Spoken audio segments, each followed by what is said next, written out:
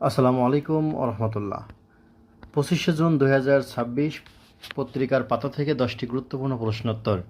BIDA কর্তৃক Bangladesh investment forum 2026 কোথায় অনুষ্ঠিত হচ্ছে? বেইজিং, চীন। বাংলাদেশের পণ্য চীনা বাজারে শতভাগ শুল্কমুক্ত সুবিধা পায় 1 ডিসেম্বর 2024।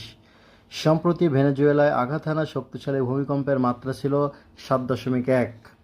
সম্প্রতি বাংলাদেশের ব্যাংক খাত সংস্করণে বিশ্বব্যাংক কর্তৃক অনুমোদিত ঋণ প্রকল্পের নাম ফাইন্যান্সিয়াল সেক্টর সাপোর্ট প্রজেক্ট 2। মার্কিন যুক্তরাষ্ট্র থেকে আমদানিকৃত তুলা ও ম্যানমেড ফাইবার ব্যবহারে শুল্কমুক্ত প্রবেশাধিকার স্বাক্ষরিত চুক্তির কত ধারায় আছে? 5.3 ধারায়।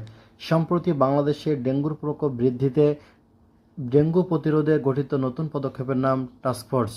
2026 সালে জাতিসংঘের জলবায়ু সম্মেলন কোথায় অনুষ্ঠিত হবে? আন্তালিয়া, তুরস্ক। বাংলাদেশের কোন নদী কার্প জাতীয় মাছের রেণুর প্রধান উৎস? হালদা।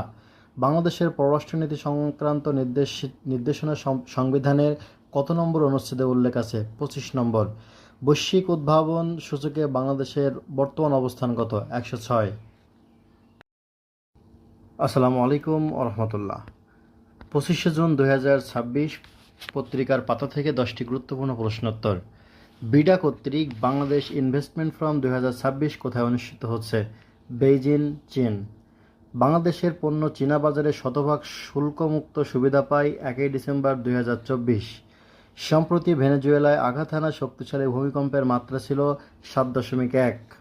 সম্প্রতি বাংলাদেশের ব্যাংক খাত সংস্করণে বিশ্বব্যাংক কর্তৃক অনুমোদিত ঋণ প্রকল্পের নাম ফাইন্যান্সিয়াল সেক্টর সাপোর্ট প্রজেক্ট 2। মার্কিন যুক্তরাষ্ট্র থেকে আমদানিকৃত তুলা ও ম্যানমেড ফাইবার ব্যবহারে শুল্কমুক্ত প্রবেশাধিকার স্বাক্ষরিত চুক্তির কত ধারায় আছে? 5.3 ধারায়। সম্প্রতি বাংলাদেশে ডেঙ্গুর প্রকোপ বৃদ্ধিতে ডেঙ্গু প্রতিরোধে গঠিত নতুন পদক্ষেপের নাম টাস্কফোর্স। 2026 সালে জাতিসংঘের জলবায়ু সম্মেলন কোথায় অনুষ্ঠিত হবে? আন্তালিয়া, তুরস্ক। বাংলাদেশের কোন নদী কার্প জাতীয় মাছের রেণুর প্রধান উৎস? হালদা। বাংলাদেশের পররাষ্ট্রনীতি সংক্রান্ত নির্দেশনা সংবিধানের কত নম্বর অনুচ্ছেদে উল্লেখ আছে? 25 নম্বর। বৈশ্বিক উদ্ভাবন সূচকে বাংলাদেশের বর্তমান অবস্থান কত? 106।